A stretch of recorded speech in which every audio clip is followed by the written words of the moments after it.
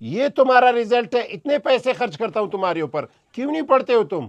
अब्बू मैं इसलिए नहीं पढ़ पाता क्योंकि एक साल में 365 दिन होते हैं। उन 365 दिनों में से 52 संडेज माइनस कर दो तो बच गए 313 दिन।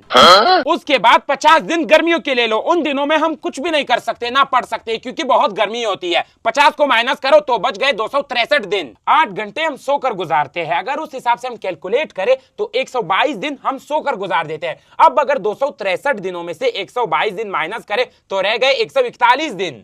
रोजाना हम 1 घंटा खेल कूद में लगा देते हैं। अब अगर उस 1 घंटे को भी हम काउंट करें तो हमारे आ गए 15 दिन। अब अगर 141 दिन से 15 दिन माइनस करें तो बच गए 126 दिन। अब सबसे जरूरी बात, रोजाना 2 घंटे हमारे खाने पीने में लग जाते हैं। अब अगर हम 2 घंटों को काउंट करें तो साल के हो गए 30 दिन। अब 126 दिनों में से 30 दिन माइनस कर दो तो बच गए 96 दिन। डेली अगर हम घर वालों के साथ और दोस्तों के साथ 1 घंटा बात करते हैं तो उस 1 घंटे को अगर हम लोग कैलकुलेट करें तो महीने के हो गए 15 दिन। अब अगर 96 दिनों में से 15 दिन माइनस कर दो तो बच गए 81 दिन। अब सबसे जरूरी बात, हमारे स्कूल में जो फंक्शंस होते हैं, प्रोजेक्ट्स होते हैं, उनमें तो 35 दिन लग ही जाते हैं। अब अगर 81 दिनों में से 35 दिन माइनस करें तो बच गए 46 दिन। oh, no!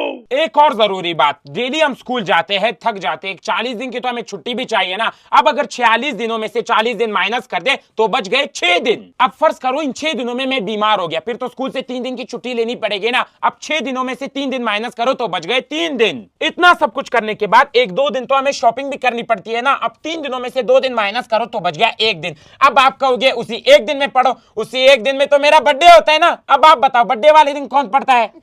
उस हिसाब से अगली मर्तबा 10 नंबर लेना, अभी भी ज्यादा लिए तुमने।